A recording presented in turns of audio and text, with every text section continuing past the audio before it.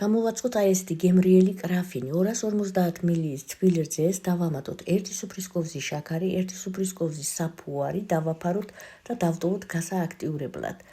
1 ფორთოხლის ცედრა და წვენი დაგვჭირდება. 2 კვერცხი და 3 კვერცხის გული. დავამატოთ 1/2 ჩაის კოვზი მარილი, ვანილი, 180 გრამი შაქარი და გავთქვიფოთ გათეთრებამდე.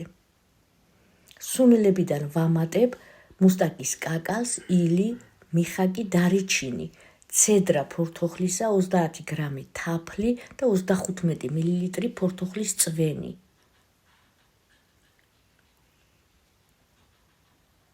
დავამატოთ გააქტიურებული საფუარი.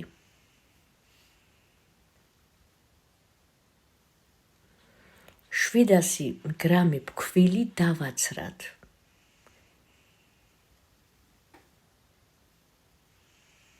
ვამატებ 80 გრამ გამდნარ კარაქს. კარგად შევაზილოთ კარაქიც, გადმოვიტანოთ დაფაზე, ზეთიანი ხელებით მოვზილოთ 5 წუთი მაინც.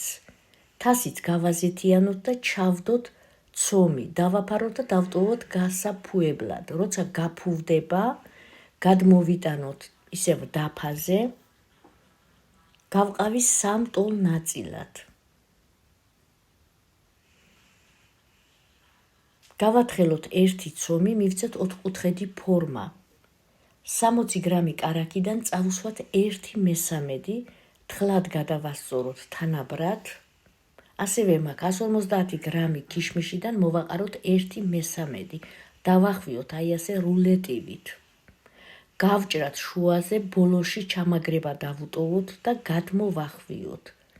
ქიშმიში რო გარეთ იყურებოდეს ისე. დავადოთ ერთმანეთს, როგორც ვიდეოშია ნაჩვენები და ჩავდოთ ფორმაში. ასევე გავათხელოთ მეორე ცომი და ისაც ასევე დავახვიოთ. მესამე ცომიც ჩავდე ფორმაში და სამივე ცომს დავაფაროთ და დავტოვოთ, რომ ამოფუვდეს, უნდა გაორმაგდეს. უკვე ამოფუვებული ცომი გადავიტანოთ საცხობზე, ვაცხობ წინასწარ გახურებულ ღუმელში 160 გრადუსზე 35-40 წუთი.